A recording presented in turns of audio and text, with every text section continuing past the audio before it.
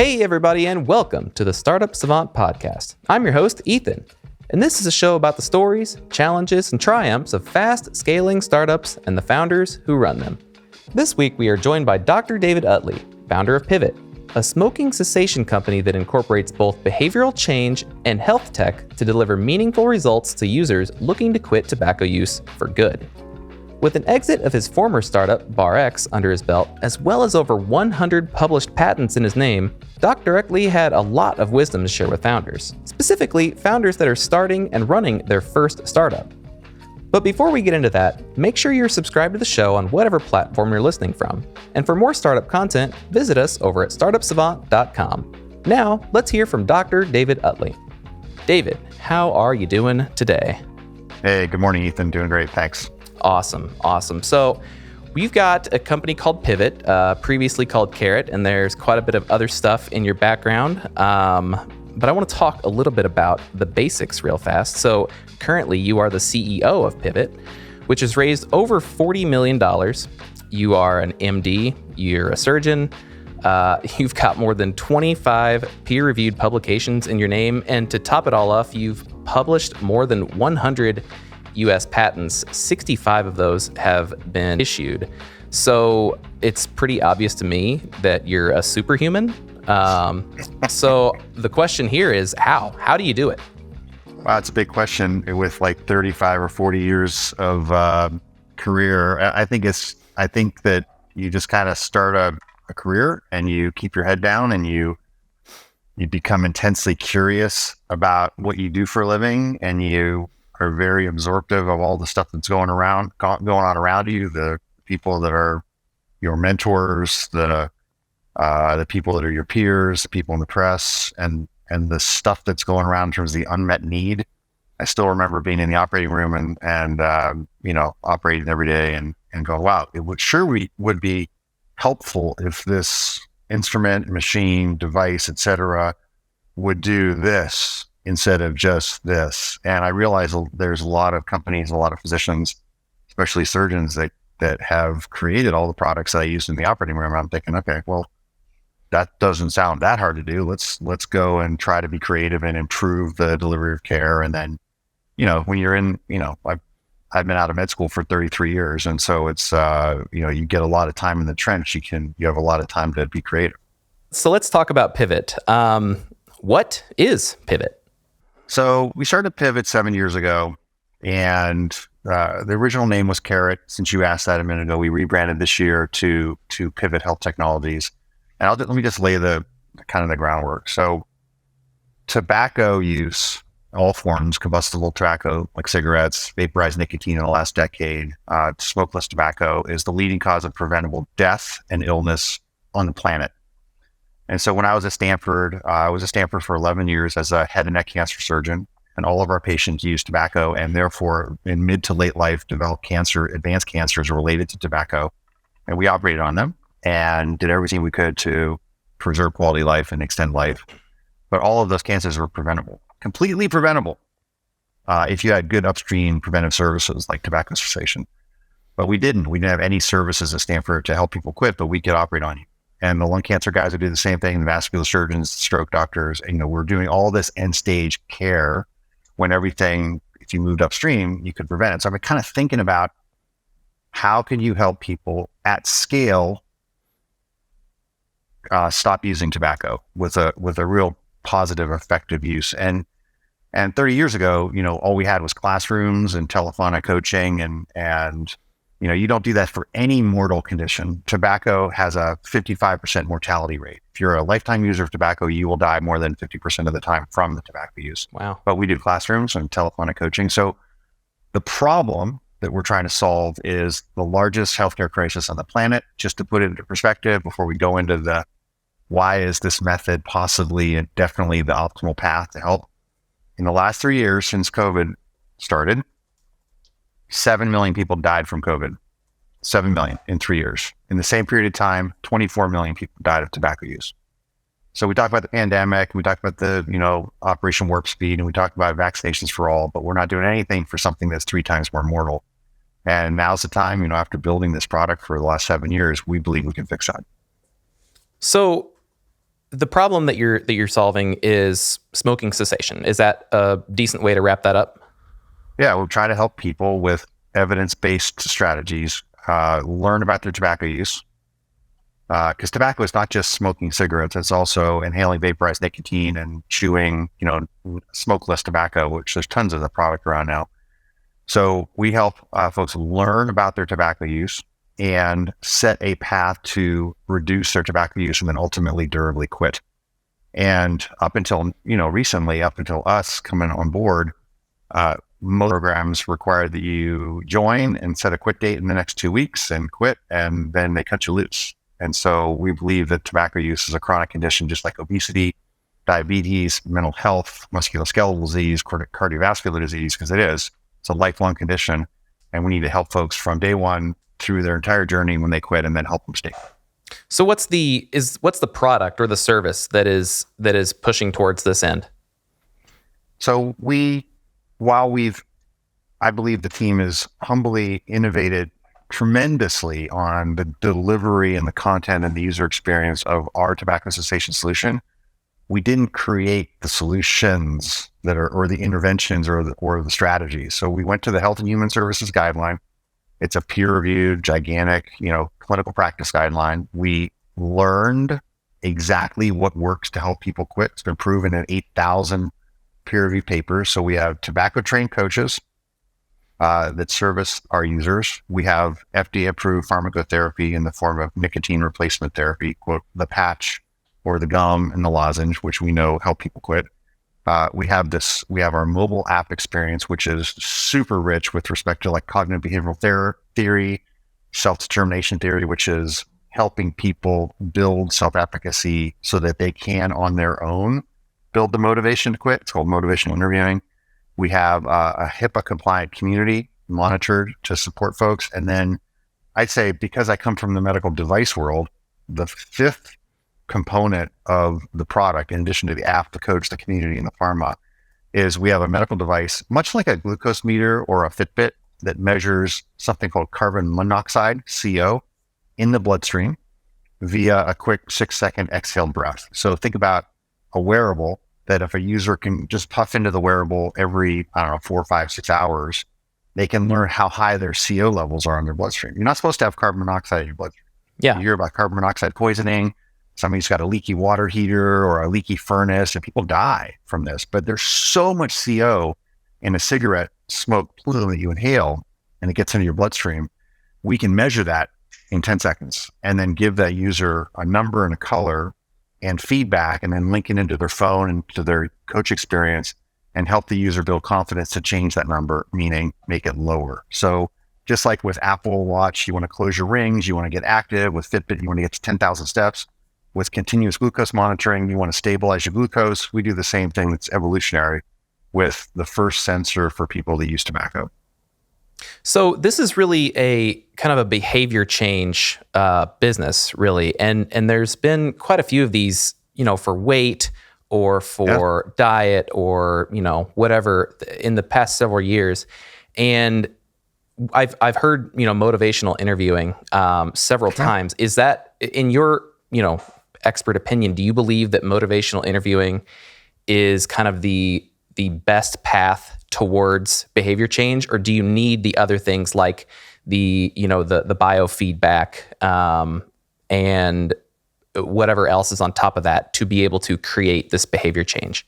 Yeah, I think you need every tool that you can possibly put in the toolbox. It's in surgery. It's called multidisciplinary surgery. You need support from the chemo guys, the radiation guys, the nutritionists, the physical therapists, the surgeons. You can't solve a chronic condition that's this dangerous and mortal with like one intervention. A lot of people think, oh, are you like the patch? I'm like, the patch is a tool. The nicotine replacement patch is a tool in a box at Walgreens.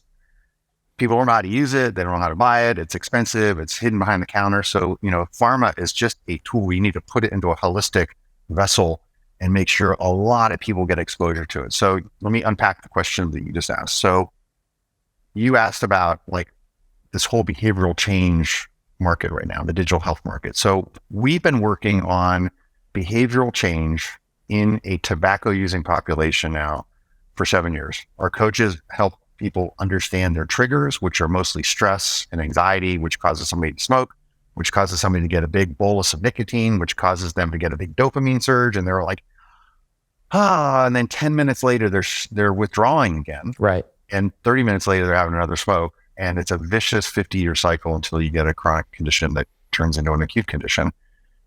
We help with stress, and we help people build the confidence and the resilience skills so that they can replace those triggered cigarettes with something that is not dangerous, like a walk or whatever. And as we slowly get someone to change their coping mechanisms and build resilience, we can durably help somebody quit. And that's the difference between, and I'm getting to your self-determination theory and motivational interviewing question. That's the difference between getting someone to quit, right? Put them in a room, giving them some tools, telling them to set a quit date. Woohoo, we're all going to quit next Thursday. Yeah.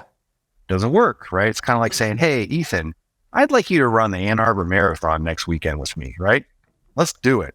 You're Not like, quite. You're out of your mind, man. It's going to take some time. So motivational interviewing, the goal there is to build the core self-motivation to want to quit. And then their little behaviors start to add up to reductions and real progress. And people are not being told what to do. They're telling themselves what to do, like getting up to train for a run or losing weight over time. It's all applicable. So one of the key things that we've done is, you asked about the rebrand we were Carrot and now we're Pivot. Pivot's a behavioral change company, period. We've been helping people with behavior change for 7 years, starting with clinical trials, and now we've been in the market commercially for the last 2 years. We split our brand. And so we rebranded the company as Pivot. Our tobacco cessation product is called Pivot Breeze. We're rolling out a stress and resilience product in the second half of next year called Pivot Flex. And again, I said we've been helping our users with stress management, trigger reduction, trigger management, and resilience training. But we've been isolated those amazing services just to tobacco users, which is about 20% of the US population. We're now broadening that to a large population. So you've got this excellent solution to this problem, and this problem that so many people have. So what's your kind of path to getting people into your product? I mean, is this something that what's the medium in which you reach the large majority of your users? So the solution is a digital solution on a smartphone that pairs with the coach, pairs with the community, provides this rich user experience of behavioral change, pairs with the sensor, and then in the user experience, you can order nicotine replacement therapy as part of your subscription for the product. So the vessel that we deliver it in, or the medium, is the smartphone. But I think you're asking maybe a separate related question is, how do you get people into your program? Right, exactly. Like, am I just Googling how to stop smoking, and then you guys come up and I win, or do I ask my doc and doc says, hey, you should probably quit smoking, go check out Pivot? Right. Sure. So when you're talking about a digital or a chronic condition that's this dangerous, tobacco kills 500,000 people in the United States every year. Think about that. 500,000 people. It's a lot of people. 60,000 people die from colon and rectal cancer every year. Lung cancer kills a little over 100,000, most of which are tobacco related. Tobacco is 500,000 people every single year. So when you're thinking about that, the problem, that size, and it injures so many more people. Kids of smokers, spouses of smokers, smokers get sick before they die. There's 50 million US adults that use tobacco. So 1 in 6 adults use one form of tobacco or another. And most people use tobacco when they use it at work. So it's a huge problem. And so we had to make a decision about how are we going to get, what's the vector to identify those users and make it really easy for them to join the program. So we could take the vector of pure direct to consumer, like Noom, which is weight loss. They spent 15 years trying to figure it out, finally figured out, in the last 5 years, how to attract users. Pure DTC. It takes a lot of capital. We don't have that much capital. We decided we can't go pure DTC, but our product has to be an incredible consumer design product, because the user has to say, I really want to do that. And then when I'm in it, I really like it. So we had to figure out, okay, we're not going to market direct to consumer, but we have to have this killer direct to consumer product like an Apple Watch or Fitbit. Okay. Now what do you do? Do you do where you go to docs and you detail physicians like the big pharma companies do, and you have them prescribe Pivot for all of their 1 out of 5, 1 out of 6 patients that comes through the door that uses tobacco? Then you say, well, who's going to pay for it, right? I'd have to go detail 100 health insurance companies. I'd have to detail. That's big pharma, man. That's like Humira going out to a bazillion people and trying to sell. We can't do that. So we decided to follow the paths of some other really successful companies like Ginger for mental health, Virta for diabetes reversal, Hinge for musculoskeletal, where they identify the populations at risk. Most people that smoke have a job, right? And if you can go to some large companies that insure those employees that smoke and understand and help them understand that a tobacco using employee has about $9,000 of excess costs to employ because their health claims are higher and their productivity is a little bit lower. Is that a one-time cost or is that a per year cost? Per year cost. So wow. if I'm Target and I employ a really awesome distribution center forklift driver or a store manager that uses tobacco, their health claims are about $4,000 or $5,000 higher than a non-tobacco user, and they take more PTO, more sick leave, they're more absent and less present at work. It's a chronic condition. We're not blaming anybody. It's just a fact. And so if we can help those folks even reduce tobacco, much less quit, there's a forever annuity that gets paid back to that large employer like Target. So we decided to go that route. So Target happens to be our largest retail employer partner. They have 425,000 lives that we support, about 80,000 tobacco users. So we provide monthly marketing campaigns within Target via email and text and posters and all sorts of really clever ways to attract users in, right? Because no matter how good your intervention is, 100% effective at curing whatever, if nobody signs up for that intervention, you don't have an intervention. So our job is to get as many people into the door and then help them, basically for the rest of their employment period with that company. Gotcha. So, okay. So you've decided that this path through large organizations is the right method to go. And I think that's a super smart idea, especially when it comes to health stuff. You can really kind of bundle it in with the rest of those quote unquote benefits that these employees get and these employers give. And it's, one conversation, I'm sure it's more than one conversation, but one extended conversation is leading you into, thousands, tens of thousands, hundreds of thousands of potential users. That sounds, really smart. But obviously it's not a simple thing. So tell us a little bit more about how you got into that Target partnership and how it progressed from, whatever the first thing was, if you messaged somebody on LinkedIn to the point when the contract was signed. How long was that process and what did those conversations look like? Yeah, what I like about this partner is that they are very much about their associates and their family members. They really care. Being a Target employee is a big deal. The management team puts their arms around them because, just like Home Depot, it's like a great place to work. They've got a lot of high tenured people. Target had a tobacco cessation program that they were not happy with. It was telephonic coaching and not very many people signed up. So we met them, let's call it in January, a couple of years ago. We launched about 7 months later because they are a visionary employer, 10th largest employer in the United States. They care about their people. They care about really great services. We've helped about 8,000 of their tobacco users over the last couple of years. The NPS is really high. The quit rate's awesome. So we're continuing to figure out ways to help even more people every year at that partner. And we've got 35 other clients, none as big in the enterprise space as Target, but we've got, a large health plan in North Carolina called Blue Cross of North Carolina that's, pretty big, and a bunch of other medium-sized businesses that, each one's different. Right. So sometimes it might take a year from first touch to get into a large health plan like a Blue Cross Blue Shield plan. Target moved really fast because they're visionary and innovative. We have some medium-sized companies, 5,000, 6,000 employees that they'll sign a contract and we'll launch in a month. Right. So it's like we welcome, we can move fast even though we're a small startup.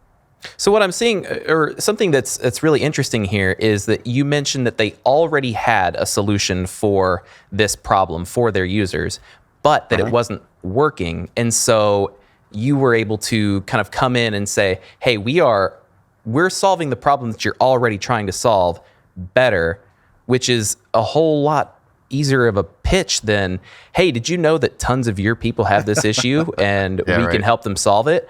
I think that's a major advantage. So what you found here is that the companies that have this program but aren't properly serving their users are a true opening. So, I mean, how did this come up? Did Target come to you as a solution? Did you go to Target as a provider for this solution? How does this kind of work? We were fortunate to meet one of the Target executives at a national benefits conference, and they came by our booth and they were really interested in what we were doing. They indicated that after 10 years of the prior service that was telephonic coaching, they just weren't happy with the enrollment rates, and they'd love to see what we could do and what our product existed of. And they loved the tech. They loved the clinical trial outcomes. They loved the fact that we had a medical device that was proven to help motivate users to quit. They loved the user experience. So it just seemed like a really good fit. And for the last 2 years, it's been a great fit. So then, is this something that, obviously meeting an executive at a conference is pretty sweet, but you can't meet all the companies at a conference. I mean, do you see this as being a big opportunity for things other than smoking? Obviously we've got plenty of other things that are offered in these benefits packages. Is that the key? Do I just want to get my product into a benefits package and then call it a day? I've won the startup game. Yeah, well, no, that's not that easy. So you are definitely asking a couple of different questions. So I use the word, like, some startups are doing something what I call as a paradigm change. So they will go in and they will completely disrupt how something used to be done. And so at my last company, which was BARRX, we were a surgical endoscopy company. And when somebody got early cancer of the esophagus, we would take out your esophagus. It's a surgical procedure. And we came in with a completely different way to do it, where we go into your mouth, we use heat, we burn off the tumor, and you're going home and having dinner that night, right? No esophagectomy surgery. And that's paradigm changing. You got to prove to the cancer docs, prove to the surgeons, prove to the health. Huge 12-year effort. And it worked. It was really successful and really worked. The outcome was great. That was just, I'm going to invent something completely new and just turn everything on its head. Cardiovascular stenting for coronary disease versus coronary artery bypass 30 years ago. Huge paradigm shift. Now it's the standard of care.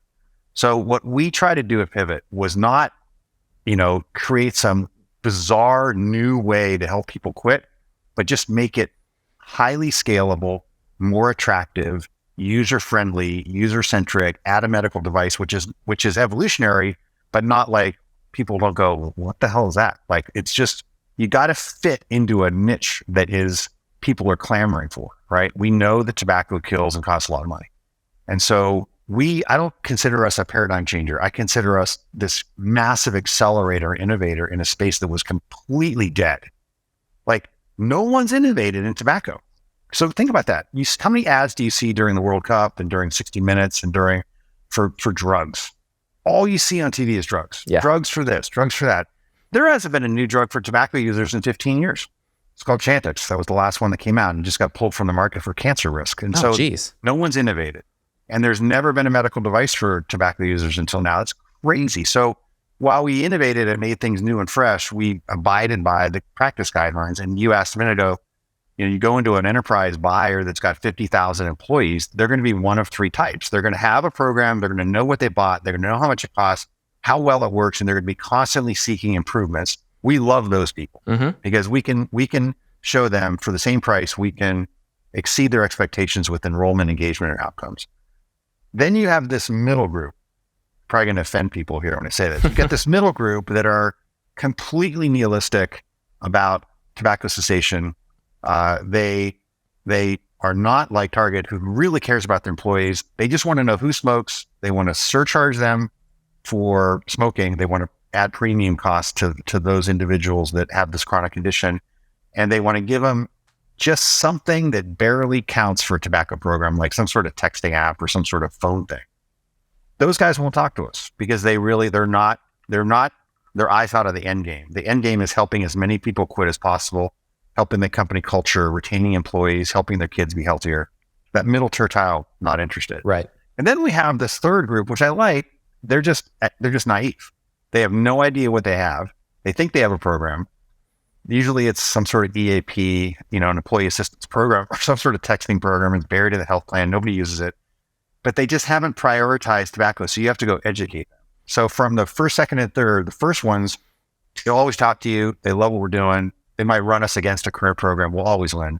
The middle group, they'll waste my time. And then the third group, it's more of an educational process. It's like, I still see hundreds of clients I've talked to. If they're in that third group, I'll say, so what program do you have? And they'll look, and the senior person will ask the junior person what program we have. The junior person will ask the next junior person, do we have a program? It's in the health plan, right? Let's get back to you, Dr. Utley, on what that is. And so then it just takes longer, right? But all in the spirit of helping people quit. So I know we're going really deep here, but I think there's a lot of value in this model, this model of, going through, not going direct to consumer or not going, to the, in a different direction, but going to these large organizations where your benefit is outsized if one person signs a piece of paper. So let's talk about those three different types of companies. Are you just basically casting an extremely wide net and filtering out the one or the two that you're not looking for, or are you taking more of a, for lack of a better term, like a sniper approach, like trying to figure out what these companies are before you reach out, or what does the outreach program look like so that you find a ton of companies, right. A, and B, find the ones that you want? Yeah, it's complex, and I'd say, our company focused on product quality, product outcomes, FDA regulatory claims, pilots, clinical trials. That's been our focus. We really only started commercializing a little less than 2 years ago, right? So it's a work in progress, but we have a B2B, small B2B marketing team that has incredible assets that we post on Google Ads and LinkedIn and things like that. And we also have our strong networking connections where we know folks and, introduce us to this person, our investors help us. We don't have to have 1,000 clients. We have 35. I need 70 next year. I need 100 the next year.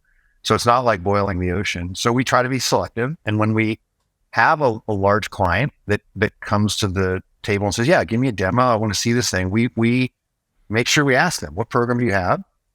How much does it cost? Do you like it? How many people are enrolling? What's the engagement level? How much support do you get from that other vendor?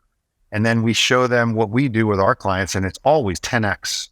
I'm like, listen, we could install in a month and we'll go right next to your current program. Let's just market internally, B2C, to all of your employees and their spouses, and we'll prove to you that this is a better solution. It's definitely more evidence-based in terms of the clinical studies. So that's one way we filter. We have some folks that come to us and say, we want to launch Pivot, and we just start the project, process. That's not very common, but it's nice to get those. So let's talk a little bit about a previous company, and you had mentioned it, BARRX. Started in 2003, over $70 million raised. This is a very broad question, but can you tell us a little bit about your experience with BARRX and starting and growing that company? Yeah, if entrepreneurs are listening to this is the one advice I'd give them is, I'm 58 years old. I started a bunch of companies. I've learned the hard way and the good way, like what to do, what not to do, what to avoid. And we started BARRX in 2003. Yeah, we raised over $70 million, and we built a company that was a paradigm changer. So we had to do FDA, device development, product, clinical trials, health policy, policy with every single Blue Cross plan and every other large private health plan in the United States to pay for this. 400 hospitals using this, 1,000 surgeons using this. It was a huge lift, huge amount of risk too, right? And the smartest thing that I did in the first year after starting the company with some colleagues is I hired my CEO. Mm-hmm. I hired a veteran CEO from the medical device world named Greg Barrett, who was become one of my closest friends and family members. And he and I ran that company together for 9 or 10 years until we sold it to Covidian. And so, we sold it to Covidian for $420 million. It was a great deal. It was an 11x multiple in revenue. And then I was a chief medical officer at one of the big Covidian divisions for surgical endoscopy for almost 3 years. So lesson learned is, if you haven't been a CEO, don't try to be a CEO. You're going to fail. You might get lucky. Hire somebody who knows what the hell they're doing, to teach you what you're doing, because you'll stub your toe. You might be one of those 1 in 1,000 amazing CEOs that has never done it before and they create $1 billion unicorn, but come on, that's a 1 in a million shot. So I was really, really lucky and humble that I got a chance to work behind it, and also had a great board there. And then for free, they paid me. I got to work at a large med tech company, do a bunch of M&A and everything like that. So I learned, just be a sponge, man. I was 50 years old when I sold that company. So I was a sponge and worked there for a couple of years, learning how the big dogs work. Okay, I was going to ask more about BARRX, but you've given me something that I have to go into this. Okay, so hire your CEO. Don't be the CEO. What did you know that all from the very beginning that your role wasn't going to be CEO? Well, ego gets in the way, right? When you're 37 years old and you start your company, or if you're 28 and you start your company, especially if people throw money at you and, oh my God, you're the greatest and you're so cool, oh, you've created this. And there are some men and women that will, as 28-year-olds or 31-year-olds, when they start a company, they will succeed. Come on, I can name a bunch of them probably right now. All I'm saying is that if you play the odds and you want to be a sponge and you want to learn how to do things right, hire either a board member that can act as your consigliere and not just be a board member opinion giver, but you pay them and they spend 4, 5, 6 hours with you every week and they help you navigate the stuff, right? And so I didn't do that with Pivot because I'd been in the seat. I'd built a company and I knew what to do. I knew how to raise money and knew how to build product. I luckily didn't need that person. And still, Pivot is not an overnight success. We've been at it for 7 or 8 years now. So all I'm saying is ask for help from somebody that is not just a board member that will opine once a week or once a month and then leave. You need somebody in the seat with you, or if you can find an awesome, experienced, veteran, gray-haired person that has done it. It's got a track record, worked in small startups, worked in large companies. Greg, when I hired him, had been a group vice president at Boston Scientific for a big career. He'd been at Bard, he'd been at ACMI. He knew med tech, man, and I brought him in as my partner, and it was great. It was awesome. So, plus, it's easier to raise money. yeah. I mean, if that's so, that may be the answer to my next question is, people that have earned that gray hair usually have earned it in dollars, and they're going to ask you for some dollars to come on and lead this venture that you're starting. Absolutely. And especially if you yourself are young or don't have a whole lot of experience in startups or business, or possibly even the industry that you're going into. So is this something, you said you waited a year, is this something that companies should be looking for from the very beginning, or do you think that there's a certain amount of hurdles that they have to clear before they start looking for a CEO? And then maybe another question is, how do you know that you're not the right CEO for this company that you're starting? Yeah, I mean, those are really hard questions. There's no cookie cutter answer to that. So if you have a really good board, if you ask 100 venture capitalists, have they replaced a CEO too late because they were the founder and they were brilliant? Brilliant usually is the founder. God, they created this tech thing, this med tech thing, this pharma thing. So there's no founders that are dumb. I mean, they're all smart, right? Obviously, initially self-driven, smart, they can attract people. They're passionate and incompassionate. So you never have like a fault there. But if it gets to the point where, hey, this person's never commercialized a product, this person's never run a study, a clinical trial that we need to do, they're stubbing their toe in certain areas. It's harder for a board to replace, a really, really driven CEO that wants to maintain the helm. It's much easier if that CEO, if they need help, there's 50 flavors of getting help, right? They can bring in a consultant, they can bring in a full-time CEO, they can put an operational board member in that really spends time with them and tutors and mentors them. So there's I guess my point is, don't covet your seat, right? owning 7% of a company at an exit, when you brought in somebody as an awesome leader that helped you get there, is way better than owning 16% of a failure, right? So a lot of these startup founders they're all about the cap table and how do I maintain my ownership, and these guys are doing this. I don't want to hire a CEO. I got to give them 8%. I just think be humble and understand a lot of people need help, to get over the finish line with these things. Whether the finish line is commercial success, funding, M&A, large corporate partnerships, whatever those are, they're hard to do. All right, so I want to go into a quote here because I think it makes sense based on kind of the last couple questions that we've had. The quote is, "You can only get about 50% of it right," and that's a pretty simple statement, but there's probably a lot behind that. So can you unpack that a little bit for us? Yeah, so you're quoting me. Yes. As Yogi Berra. I'm going to quote Yogi Berra. I never said the things I said. So I think maybe, if I said that, I'll try to put it into context.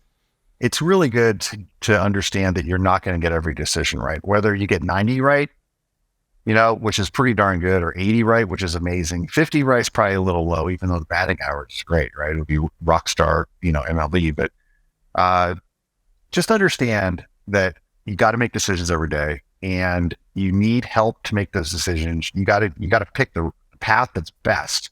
You're going to look in your rearview mirror and go, "Doe, what was I thinking?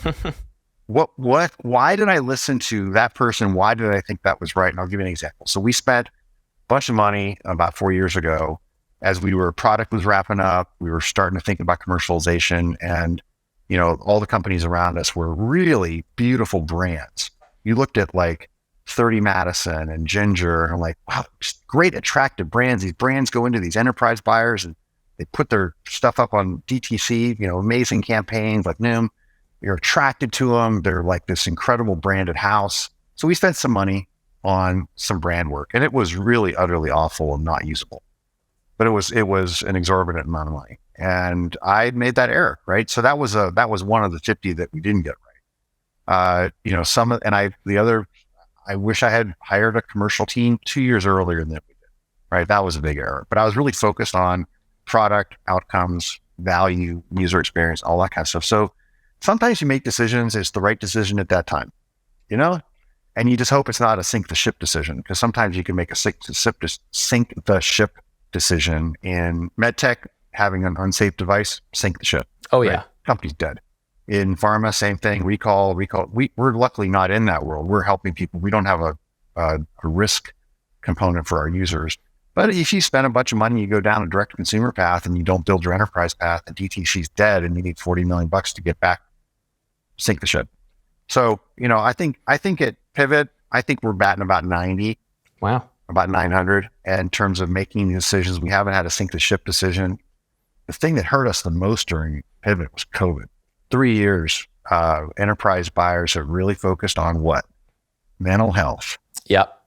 Absenteeism, anxiety, work from home stress, loneliness. All that stuff is all that our potential buyers have thought about since we launched our product 2.5 years ago. So Ginger's done great, Lyra's done great. All these companies in the mental health space, bless their hearts, they've done just tremendous work, and they've grown to build multi-billion-dollar companies. It's awesome. So I'm hoping that now, as COVID is settling, never going to be gone, settling, right? We have a lot more attention now to this growing. More people smoke tobacco now than 4 years ago. Why? Mental health, COVID, and vape. So we are in a really good seat right now in terms of the rising understanding of tobacco and the rising impact to try to really become like Ginger in terms of scale. Well, so let's talk about a little bit of, you said that you're batting 900, which, you'd be in the Hall of Fame 10 times over in baseball. That's probably, maybe it's between 50 and 90. I don't know. Hey, you know what? We'll take it. We'll take it either way. The company hasn't exploded, so we're moving in the right direction. So, but you guys have raised more than $40 million for Pivot in the past 5 years. Can you give us, can you tell us maybe some of the investments that you've made with that capital that have paid off the most, and then maybe one or two that didn't show the results you were hoping for, or maybe even had a negative return? Yeah, we've raised more than 40. It's like about 65 million. Oh, wow. We've been in operations for 7 years. And all of these startups are very different, right? If you're a digital health solution that is software, you are very different than if you're a medical device company like us that has a digital solution and a coaching bank of team members and a pharma arm.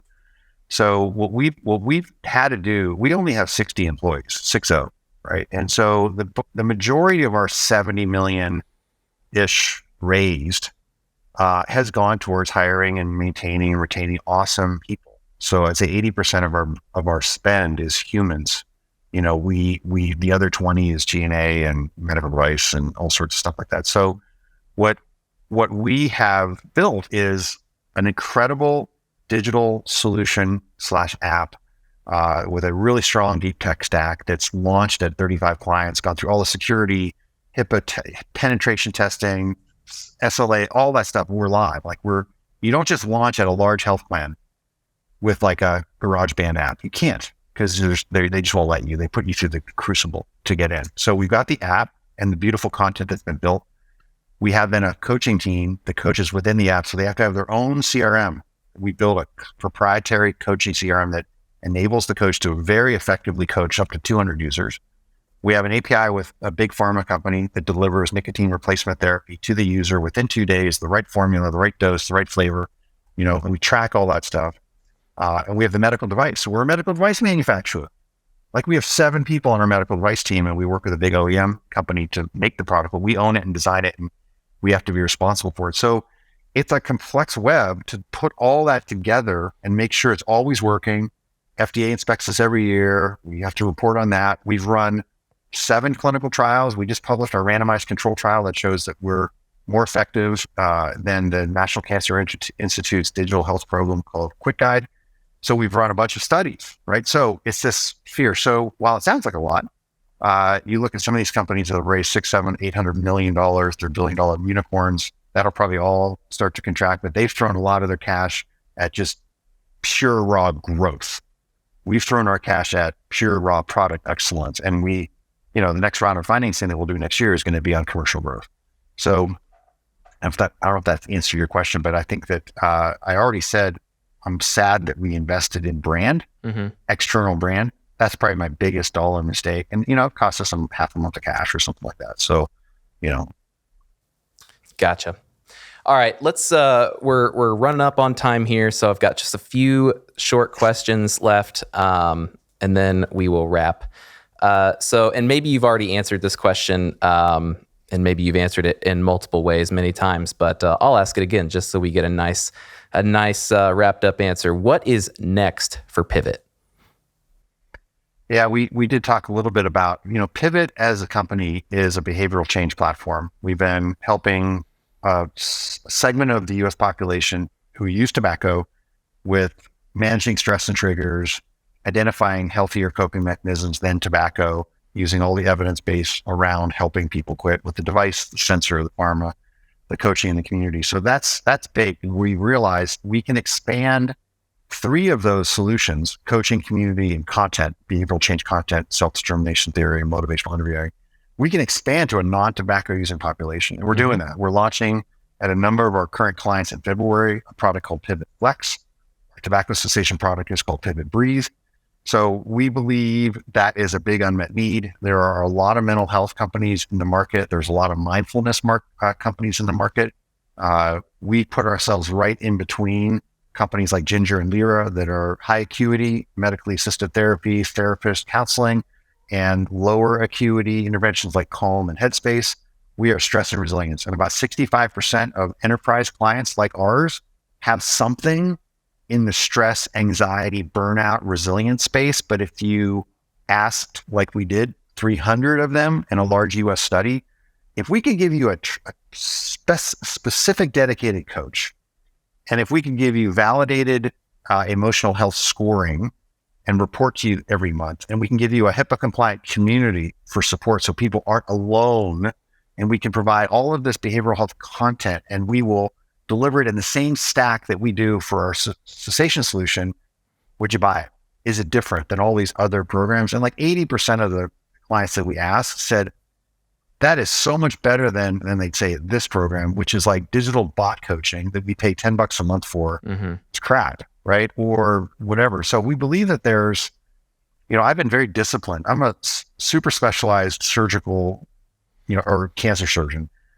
You only came to us if you had an advanced cancer that couldn't be taken care of in the community. So I look at Pivot Breathe as that super advanced, cancer specialist. Like, you don't go to this bot text cheap thing, you go to a really good program.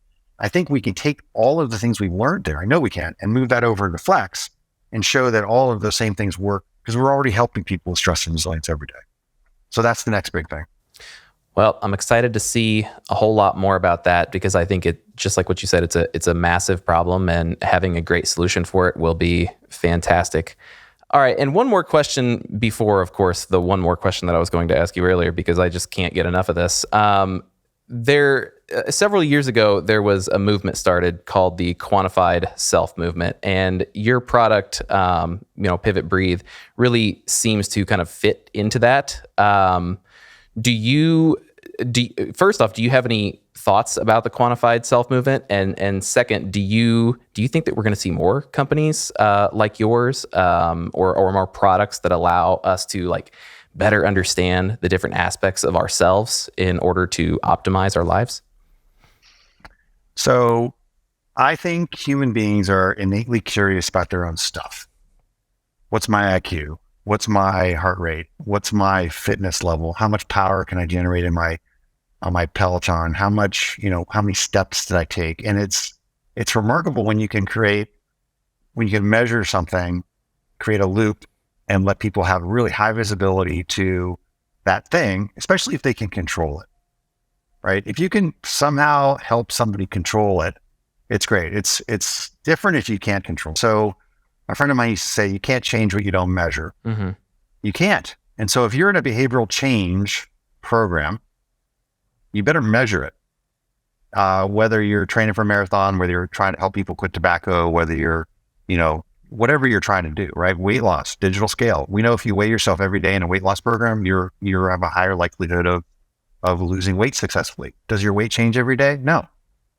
But you're changing it. Now, tobacco is a really cool thing because your CO changes daily, hourly as you use tobacco. So it's remarkable to me as a med tech guy that we've never had a medical device for 50 million US Americans that use tobacco and help create a behavioral change loop, closed loop, that the tobacco user can see their values. They have 100 ways they can change their values, and then they can start seeing progress, build confidence, motivational interviewing, quit, and then share their quit data over the next 6, 7, 8 months with community and their friends. Hey, I'm still quit. I'm 90 days out. I'm green. So quantify self is huge. If you do it right, it's got to be a beautiful UI. It's got to be a warm UX. It's got to be technically savvy. And then in our world, it's got to be cleared by FDA. This is a medical device. It's got to have FDA claims and all that kind of stuff. So I'm a big believer in closed loop. Sweet. All right. I'm excited. I love the quantified self movement. I'm all over it. I get new apps all the time and then delete them and then get new ones. But it's awesome. All right. The last question we normally ask is for your number one piece of advice for early stage entrepreneurs, but you kind of hit that one earlier with hiring a CEO after about the first year or so, or sometime. Is that going to continue to be your answer, or do you have another number one piece of advice? I think my number one piece of advice is ask for help.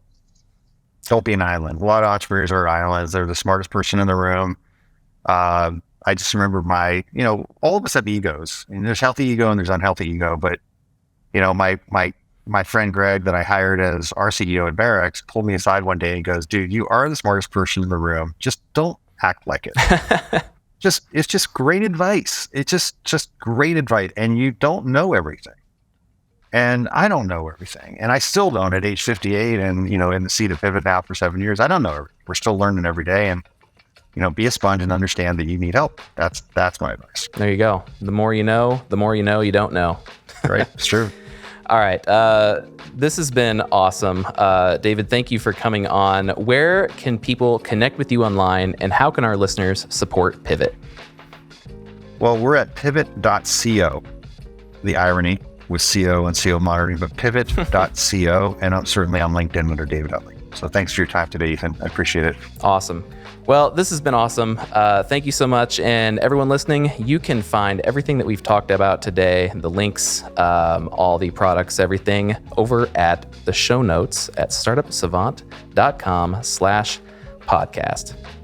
All right, that's going to be it for this week's episode of the Startup Savant podcast. If you haven't already, please rate and review our show on Apple Podcasts. It really helps us reach more great listeners like you. And hey, if you're into video, check out the Startup Savant podcast channel on YouTube. We'll drop a link to that in the show notes as well. Thanks for listening, everyone. We will see you next week, same time, same place.